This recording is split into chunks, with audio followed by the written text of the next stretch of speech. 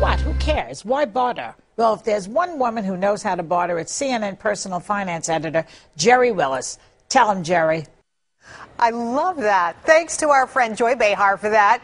You can catch the Joy Behar Show every night at 9 Eastern and Pacific on HLN and join it. It's a lot of fun. Okay, let's get down to business. Money is tight for all of us these days, and some say bartering is the new national pastime. Janet Bodner is the editor of Kiplinger's Personal Finance and joins us now from Washington. Okay, Janet, tell us why you think bartering is so popular now.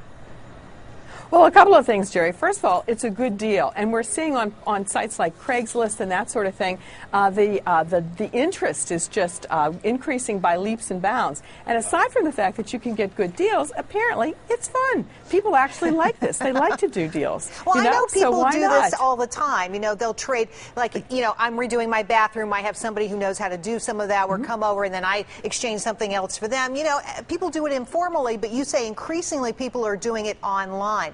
What are the good websites? Well, there are a couple. There are a number of them. One is called Barter Quest. One of them is called Barter Bee. We actually, on our website, on our homepage at kiplinger.com, we list them all and we tell what services each of them offers, so people can go on there and look.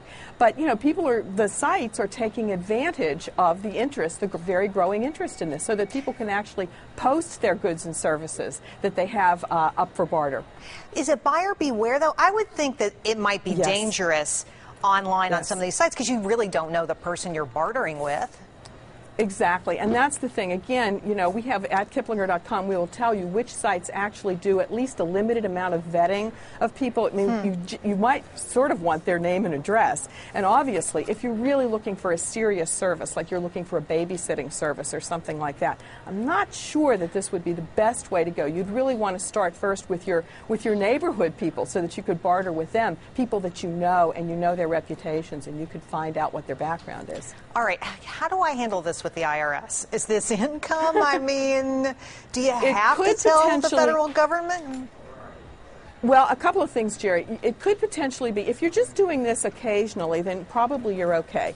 If it's something that you're doing, if you really get into it and you're doing it a lot, I think what you do, you need to go to the IRS website and they can give you all the rules on bartering. Now, if you're a business and you're doing this routinely and you are trading services with another business, it probably does count as business income. So it kind of depends on what level you are. If you're just an accidental barterer versus someone who does it all the time.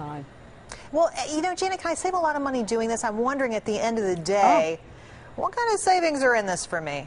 Well, look, I mean, it's interesting, Jerry. Some of the examples that we used in our story, we used someone who traded, of all things, a clothes dryer for a table saw. You know, who knew? Something like that. Or we were talking about, you were talking about leases and how leases and maybe cell phone contracts that people get involved in, and then they're tired of their car lease or they want to get out of their cell phone contract. Sometimes you can barter this because there are other people who want short-term contracts or who would like your lease. So there are ways to get out of things early. So that's a very interesting thing. Right, when I was getting my makeup done before, the makeup artist here was saying, you know, I would like to barter my services for a wedding party. Maybe a dentist's daughter is getting married and he would clean my teeth or whiten my teeth for me, you know, and I would like to barter that kind of a service. Or a dermatologist and doing Botox injections, you know, so there's a lot of creative stuff going on out there. And I love that idea. It's a creative solution to a tough problem if you're short on money. Janet Bodner, thanks for bringing it to us.